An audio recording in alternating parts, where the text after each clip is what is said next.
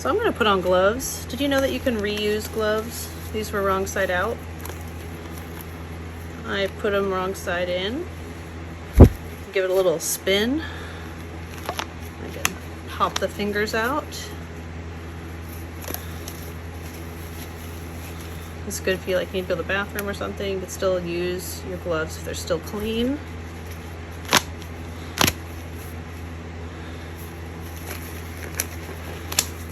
Gloves are not required. It's just that this clay is it's a red clay. This particular stuff is from Arizona, and see how it sticks together? It's got some oil in it. It's an oil-based clay. So when I take it out of the box, I want to use my fingers to break it up. And then I'm going to take a straight edge. There's a couple different clay ribs. There's a little ruler in the little Delft clay kit. And I want to chop up the clay. I want to make sure there's no big chunks in it before I start. And then I'm also going to be using this to keep my area clean. I always want to be working cleanly. So here's the Delft clay frame. A couple of them have holes, a couple of them do not.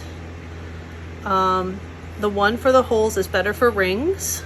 The one without is better for like button-shaped things or double-sided things. The other side, there's registration marks. Not sure I hope you can see these. They're very, very faint. They're just like a tiny little line in the back of the frame, and these line up. When you have the hole, it's pretty easy to see where it lines up to, but for the ones that do not have the hole, you need to totally rely on this line. And sometimes if I put some clay in it, you can see it a little bit better. See this line right here? So that's called a registration mark, and that's what helps us find, because a lot of times when you use Delft clay, you're doing something that you're casting a double-sided or a fully dimensional object, okay? Okay, so when I pull the frame apart, do you notice that this one has a lip? This one has a lip. This one does not. This is what goes inside. On the other side, so for this time I'm going to, whenever I start, I want to use the lipped side first. I put this face down, lip side down, and then I start putting the clay in. And I'm gonna make sure it's broken up, no big lumps, and I'm going to press it into the frame, and I'm going to make what we call an ugly cupcake. What does that mean? Ugly muffin. I'm gonna kind of pack it in until I have this rise. I'll put a little bit more, and then I'm going to take a hammer. There's a yellow plastic hammer for you at school. I'm going to hammer. I'm using wood or plastic hammer because I don't want to damage the frame. The frame is aluminum, but I don't want to mess it up here. And then I'm going to take my straight edge, clean my area. I'm going to shave off the top of that clay. Okay, then I'm going to flip it over and inspect the bottom. This is perfect. It's beautiful.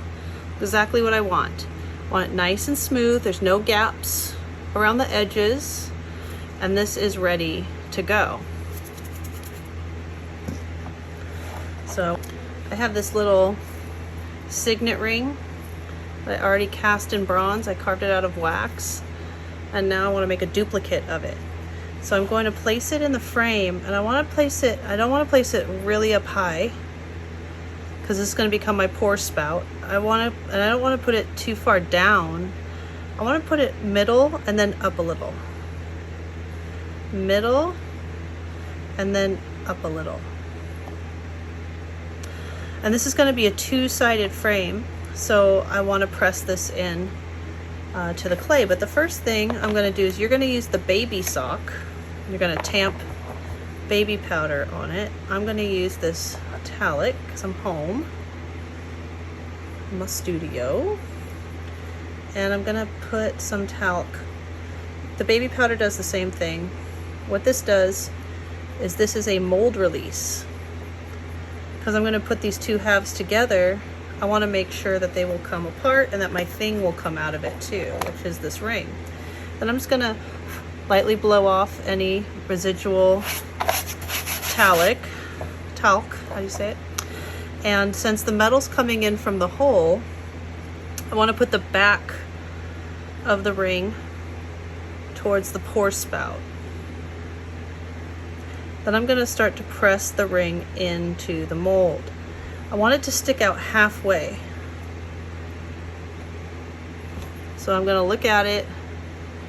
You can see it's halfway in. And then I'm going to take the powder again, use the baby sock.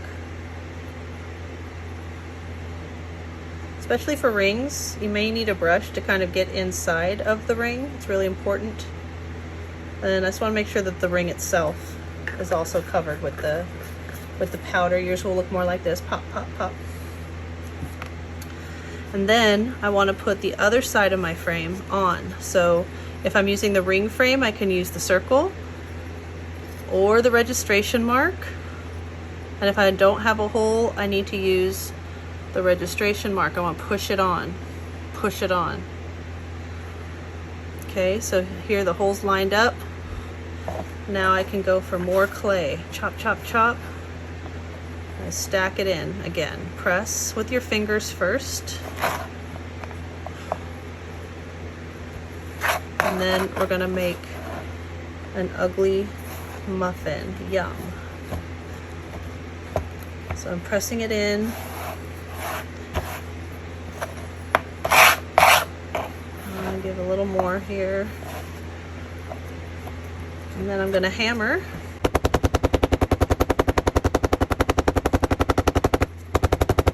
Just making sure I get the whole little clay area here. Scrape it away. Trim off the top. Straight edge. That looks great. All right. So now I want to pull the frame apart.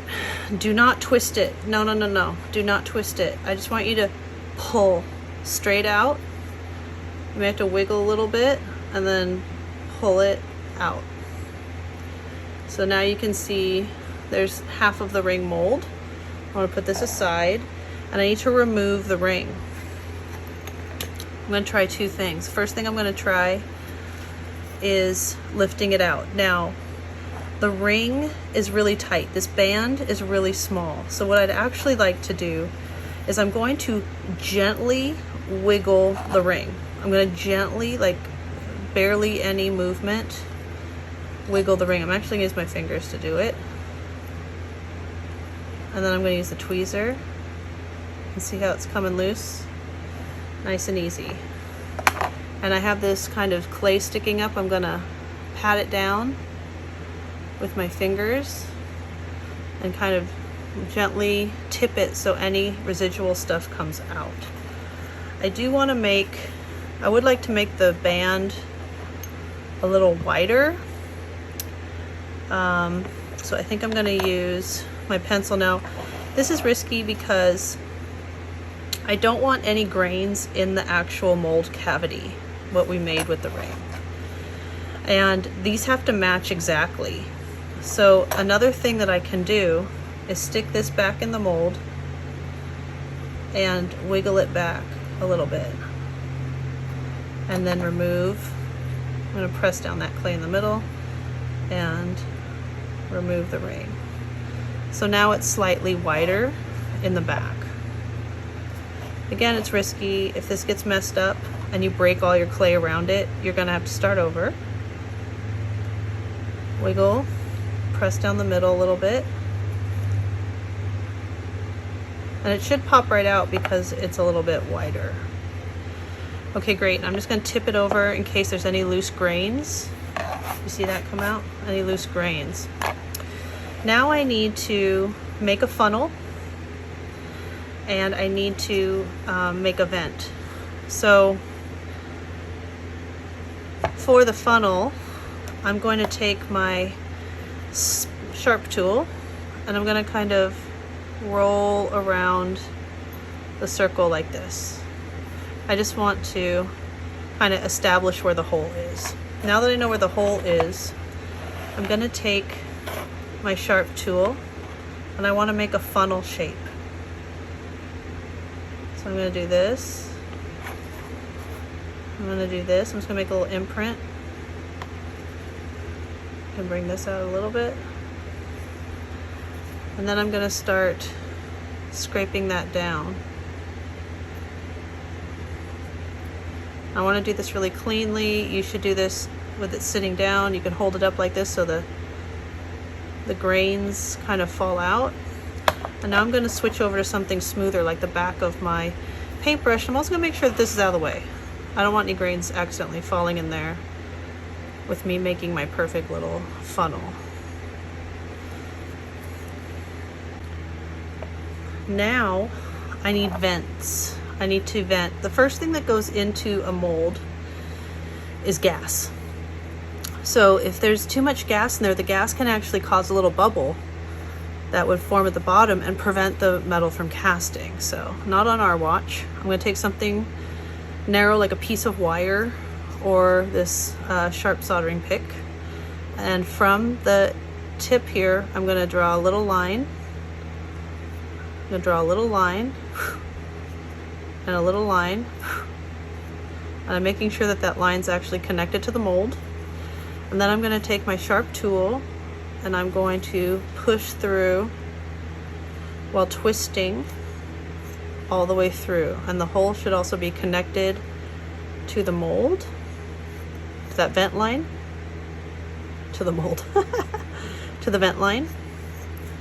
And then I want to make sure that these remain open, so I'm just going to go over them one more time and go all the way to the hole, make sure it's all the way to the hole, and I'm going to push through that hole one more time.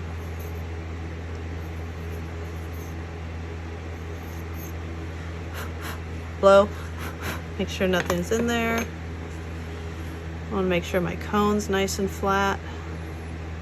Don't get anything else. I'm just going to push it straight on. Check my registration marks, they line up perfectly. So now this is ready to cast. So I'm going to stand it up like this. I'm going to pour the metal right into this hole.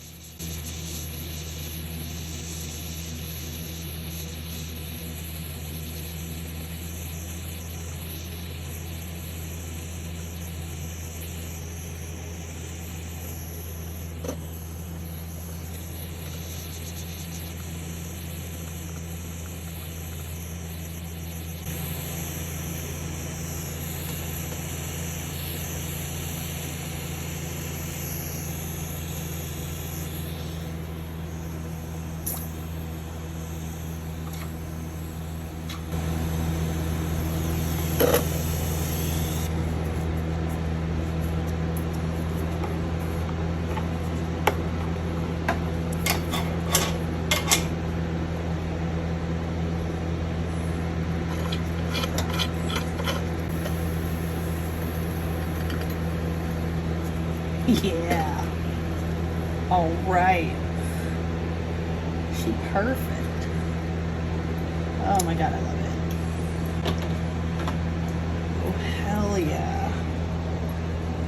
Yes.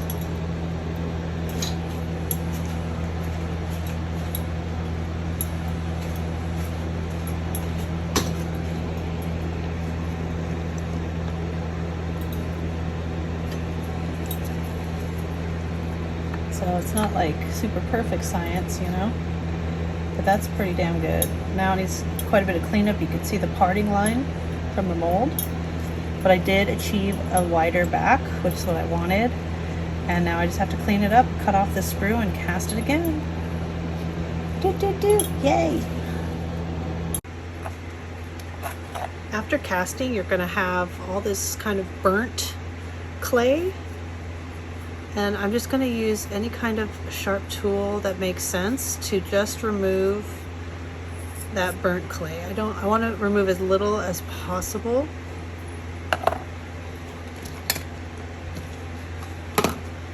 I'm gonna dump that in the trash, but I don't want to take out any good clay, so I'm just gonna be careful with this and scrape out any burnt. I want all this gone.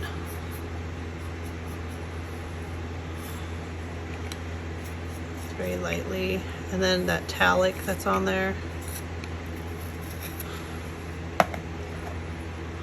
It's okay if there's a tiny bit, but I don't want you to waste the clay. I just want, if there's any of these kind of big burnt chunks though, it will interfere with the casting process.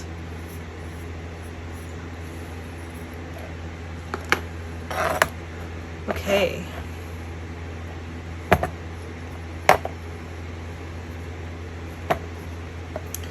So, this is Delft clay casting. I'm actually gonna go put on gloves.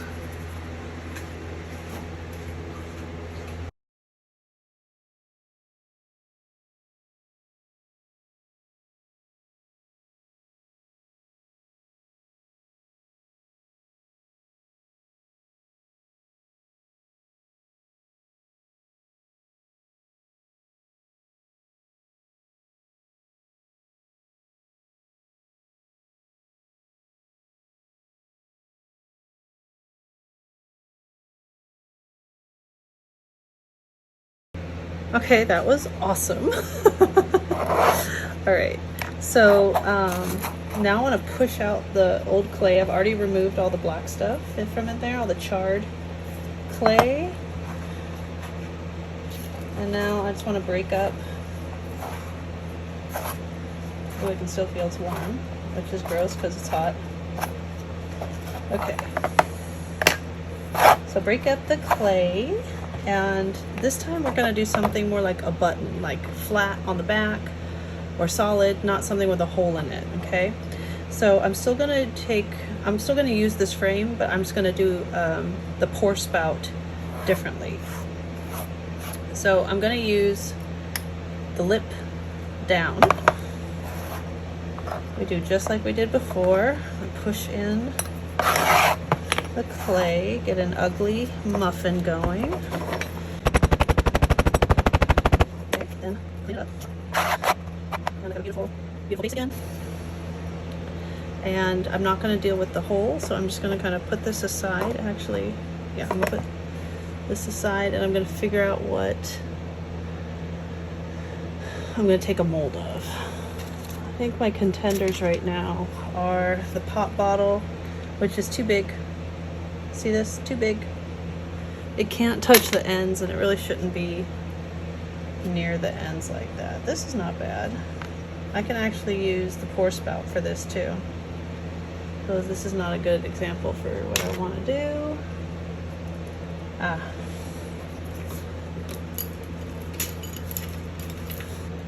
So I have this beautiful faceted gemstone. So say it's like a button, right? And I'm going to put it right in the middle this time. Right in the middle. I'm going to put the faceted part down.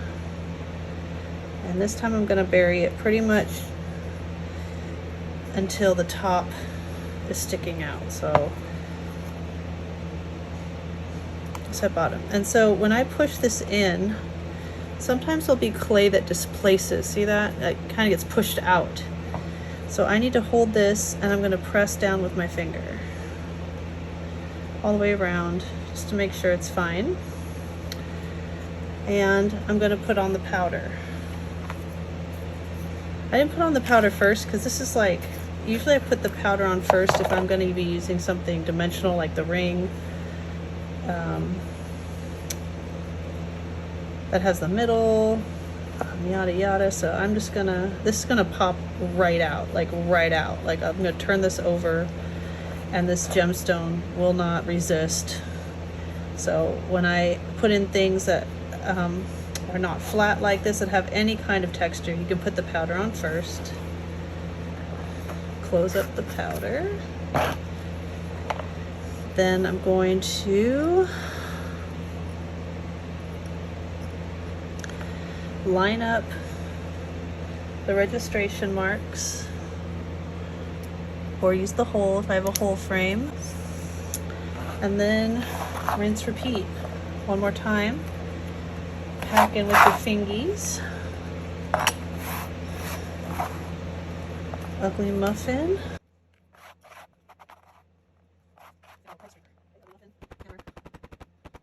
Holding the top of the frame down, I'm putting downward pressure so it doesn't push up while I'm pushing the clay down.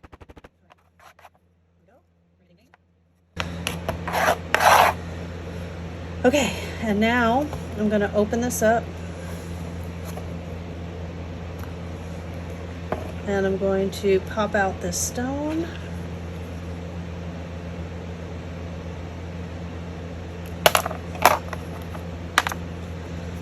All right, this is beautiful. And for this one, together, these are all nice and clean. And I need to make my pour spout. So I'm going to do it on the side that has the smooth part of the stone. And I'm going to push straight in the middle of it. Straight in the middle. And then I want to make my hole bigger, a drill bit. And I'm going to twist the drill bit through from the inside to the outside. When it starts to come out, I'm going to pull it through. Remove any loose stuff in here. All right, and then I still need to make vent holes, so I'm going to do those next. Anywhere there's a point, especially, you should vent. So line and push and twist. Line, push and twist. And note that my holes for the vent holes are not all the way to the edges. They're close to the piece. And I'm gonna put in 4 total because I want that gas to kind of spread out and I want the metal to follow all that.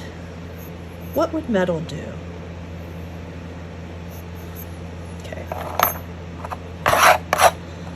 Now I'm going to turn this over. You can see I've made quite a mess. That's okay. And so what I need to do now is I need to make a hole here. Pointed rib. Probably have a knife or 2 in there. And what I'm going to do is I'm going to put the tip. I'm going to put the tip in the hole, and first I'm going to crank my hand over. I'm going to stick the tip in, I'm going to untwist it. I think I'm going to change the camera angle so you can see better.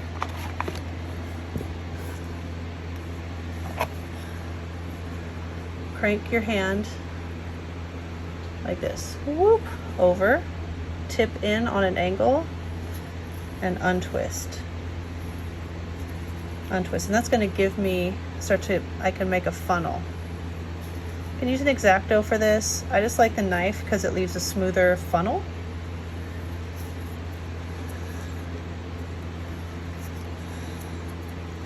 And then I can see that I'm almost through to the bottom, so I'm going to reestablish the pour spout hole. Well, that's a nice hole. And I'll show you in class a little bit more what I mean by the funnel. Because if you imagine the drill bit, right? The drill bit is what we made the initial hole with. So the beginning of the hole looks like this. Then it goes into the cone. So what we're looking at is something like this. The cone goes into a small, like, little stem. And I don't want that stem to be really long and my cone to be short.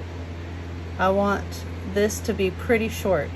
And I want it to be pretty short because the metal goes into the cone and then it's got to narrow out for the drill bit. And that's a lot of work for the metal. So I don't want to make that job too hard.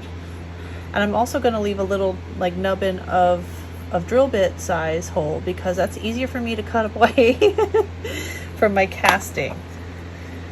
Okay, so I just want to make sure there's no grains in there. Everything looks good. And then I'm going to put this together. I'm going to use the registration marks. I'm going to put this back together. And now I have the pouring spout and all these little vent holes. So when I pour the metal in, the gases can escape up and out. And now this one is ready to cast. The last thing I'd like to show you are some examples of things that were cast with Delft clay in a PowerPoint that I have called Everyday I'm Cuddling and Delft clay. It shows cuttlefish examples and Delft clay examples. And today I'm not going to show you cuttlefish. I want to show you that in person. And so we'll start off with that, and then I will show you in person this demo of how to do the Delft clay also. Oh my gosh, it's so good. It's so good. Can't wait to wear it. Oh my God, we're gonna share in our victory so much. Woohoo! High five, high five. Or rather, dink. Yay! All right, stay cool, guys. Stay tuned for part 2, examples. And the reason I'm showing you examples is because I want you to bring things into class to work with, okay? Bye.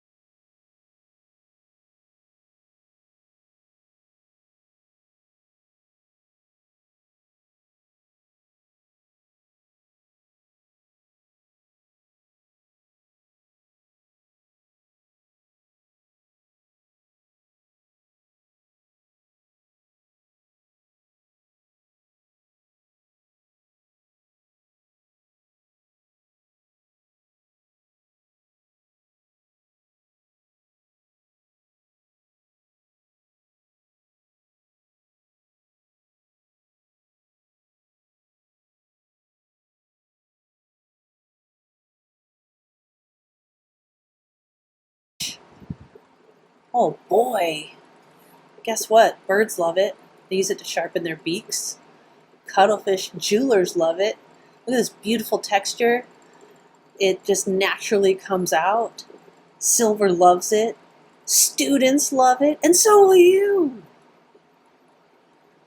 Oh my gosh. Simple designs become dynamic. This was all done with a pencil. Even the back of the jewelry is beautiful if the back is also cuttle bone.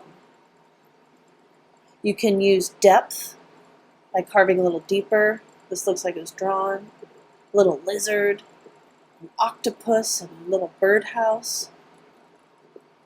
I have this book to show you. See how it's like the cone and then it's lots of pieces? You can do multiples or just larger pieces. You can make a ring. If the ring doesn't fit, hello, it's a pendant.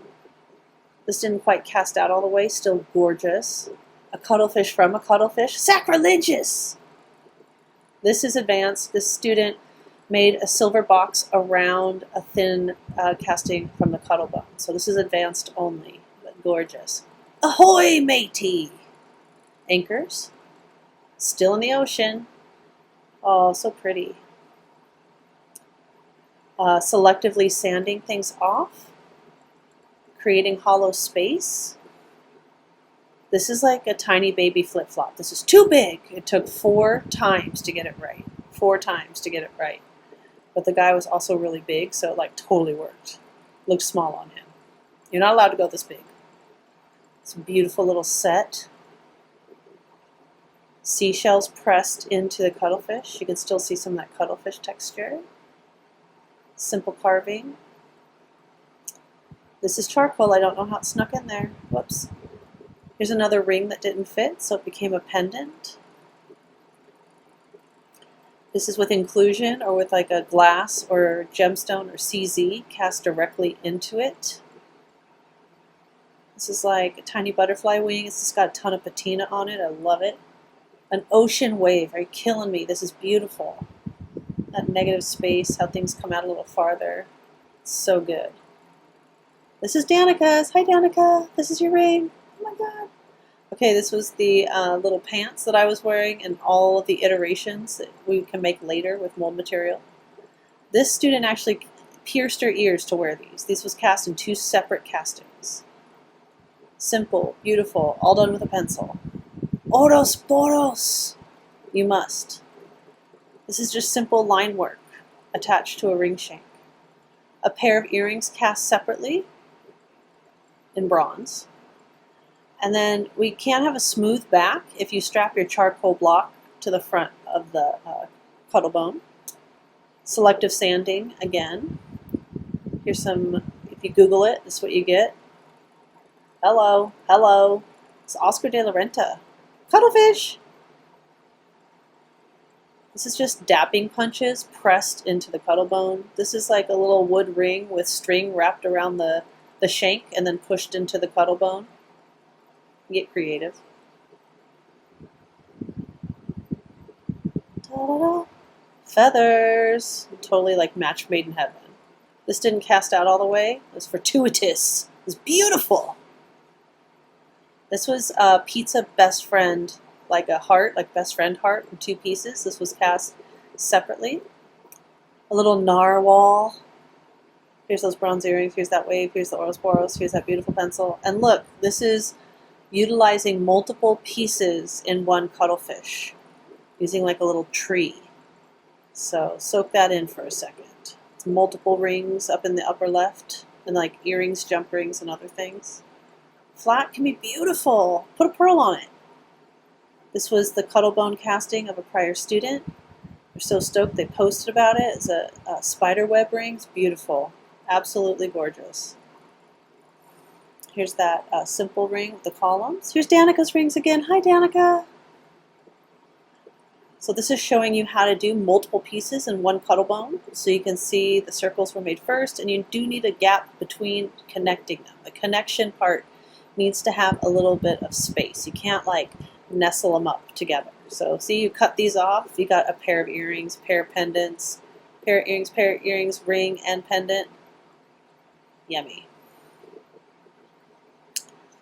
Oh, here's that pencil one again. This is what your handout looks like. It's going to be in your modules. And let's look at some clay. Clay o'clock. What time is it? It's Delft clay o'clock. Scrap silver, no problemo. We're going to be using the Smith torch or the propane torch. You're going to melt it and pour it.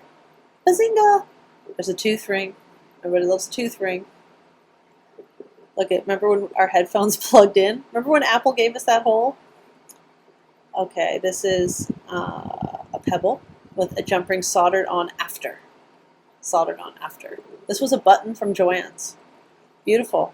Absolutely gorgeous. That's not my dry finger. That's the tooth ring. This is the pebble soldered onto a ring band. Stackers. It's like a baby barrette. You can cut this up if you just want like one little flower. Why not? Tiny element cast and then soldered. You can manipulate the object before you cast it. Here's a poodle. Here's a piece of a toy. Here's the toy times 2. This is like a piece of wood that was carved into that beautiful stone and then soldered onto a band. Bambi says, what? Always a Star Wars reference. Gotta have it. Ocean, treasure, seashell. Little plastic tools, charms, buttons, branches, seashells, stones. Start looking in your house for stuff, you guys, that you can bring in. Little things.